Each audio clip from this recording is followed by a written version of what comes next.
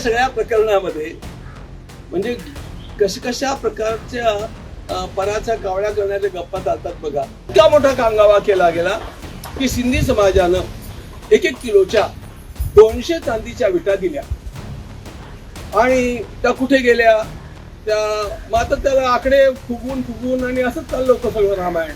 पण त्यामध्ये त्यांच्या अध्यक्षांनी सांगितलं आम्ही ट्रस्टची क्षमा मागतो की आम्ही चुकून अशा प्रकारचं बोललो. एक स्वर्णांकित रामचरित मानसाची पोथी होती म्हणजे रामायणाची आणि एक चांगले सुबक असे बनवलेले कावळा म्हणजे त्या काकभूषणली त्या रामायणात एक महत्व आहे.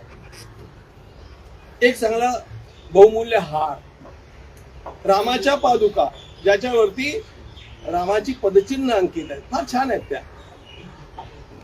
इतके दिवस ते मीडियामध्ये चाललं ये कहाँ गया वो कहाँ गया. ज्यांनी ते दान केलं त्याच्याकडनं काहीतरी वधवून घेतलं आणि त्याला पण वाईट वाटण्याची स्वाभाविक गोष्ट होती. त्याने पण ते सांगितलं की कहाँ गया.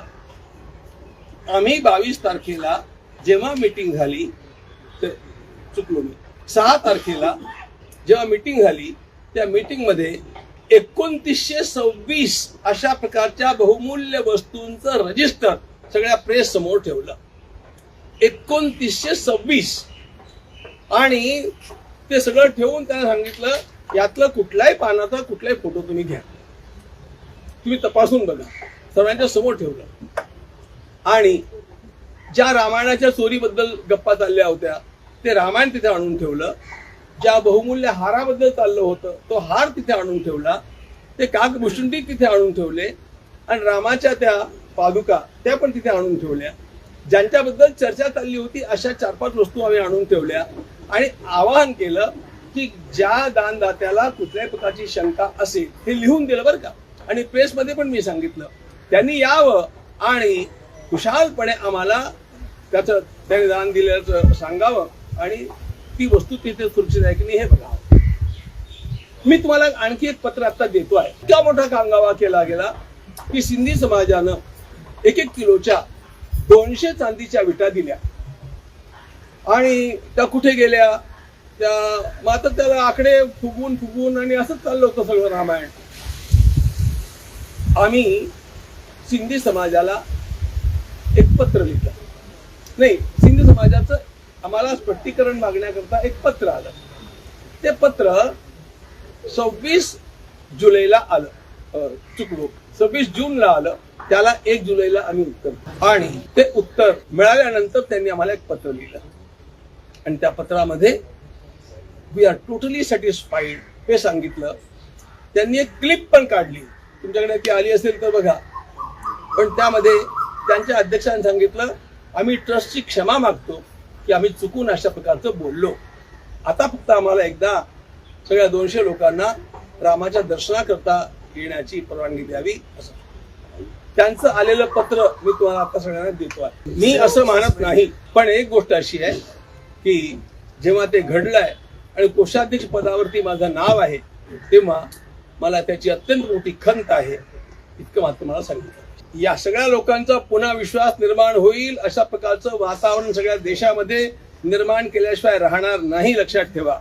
आता पण जी काही तिथे आपल्याला घट झालेली दिसते ना पावसामुळे निर्माण झालेल्या रस्त्यांच्या सगळ्या समस्या याच्यामुळे झालेली आहे.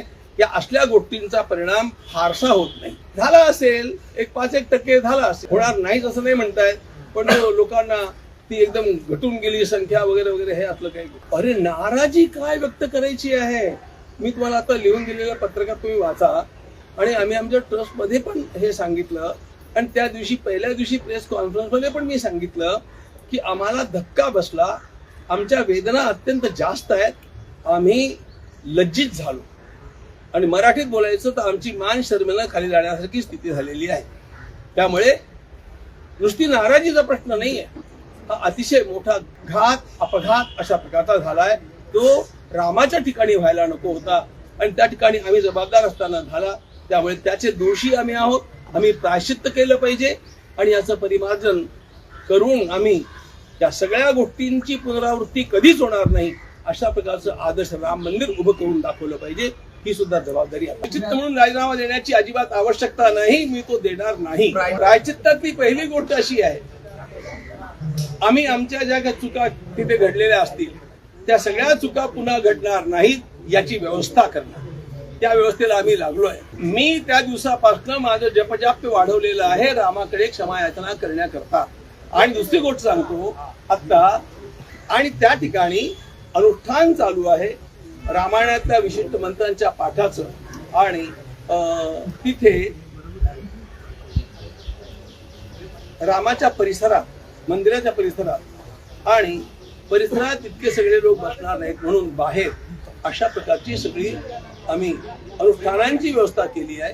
कारण अशा प्रकारच्या कुठल्याही अपराधाकरता क्षमा याचनासाठी विष्णू सहस्रनामाचे पाठ, रामाचे पाठ, रामरक्षेचे पाठ ही सगळी प्रायश्चित्त सांगितलेली आहेत ती आम्ही करतो. मी सांगताना पहिल्यांदा हे सांगितलं की आम्ही आमची सिस्टीम स्ट्रॉंग करणं हे पहिलं परिमार्जन आहे. नंतर या गोष्टी मी सांगितल्या. त्यामुळे आमच्या सुधारणा न करता आम्ही नुसतं ते मंत्र आणि जपजाप्यानं प्रायश्चित्त करून टाकू असं नाही आहे. तिथे गेल्यानंतर सगळ्या गोष्टींचं निरीक्षण करताना आमच्या ज्या लक्षात गोष्टी आल्या, पहिली गोष्ट आतमध्ये जाणाऱ्याचा ड्रेस कोड असायला हवा होता. आणि कुठेही अशा प्रकारची मोजणी करताना ड्रेस कोड ज्यांना देतात त्या ड्रेसमध्ये खिसे वगैरे नसतात. त्यामुळे खिसे नसलेल्या त्या ठिकाणी ड्रेस कोड आम्ही लागू केला. पहिली गोष्ट, कुठल्याही प्रकारे कुठल्याही कोपऱ्यामध्ये असलेला सीसीटीव्ही कॅमेरा बंद करता येणार नाही किंवा त्याच्या आड उभं राहून काही करता येणार नाही, ते आम्ही व्यवस्थित केलं. दुसरी गोष्ट, तिसरी महत्वाची गोष्ट सांगतो तुम्हाला. हे सगळं जे चाललं होतं ना चोरी मारीचं कांड, त्याला एक फार मोठं कारण झालं होतं. तिथे टेबलावरती बसून, म्हणजे टेबल खुर्चीवरती बसून टेबलावरती कॅश काउंटिंग होत होतं. याचा गैरलाभ कसा घेता येतो? एखादं बंडल अशा प्रकारे घेतलं आणि टेबलाच्या खालीच खिशात टाकलं, अशा प्रकारचं होत. ते सगळं बंद करण्याकरता आम्ही सतरंजा टाकून सतरंजावरती मोजणं चालू केलं. आणखी पण एक गोष्ट आहे, त्या सगळ्या मोजणीच्या वेळेला ट्रस्टच्या वतीनं 2 लोक आणि SBIच्या वतीनं 2 लोक हे तिथे कायम असतील आतमध्ये, अशा प्रकारची सगळी व्यवस्था आम्ही केलेली आहे. बाहेर पडणाऱ्या प्रत्येकाची झडती घेणं, झडती हा शब्द थोडा जास्त हे आहे, चाचपणी घेणं म्हणून ते करावं लागेल. नाही, मी शब्द फक्त सांगतो, ते आम्ही करतोच आहे. तर येताना जाताना त्याची झडती घेऊन तपासणी करून मग त्यांना सोडणं, हे सगळे आम्ही सुरू केलेले आहे. विचार करेन, SITचं म्हणणं काय ब्रह्मवाक्य नसतं. I will have my own Seng.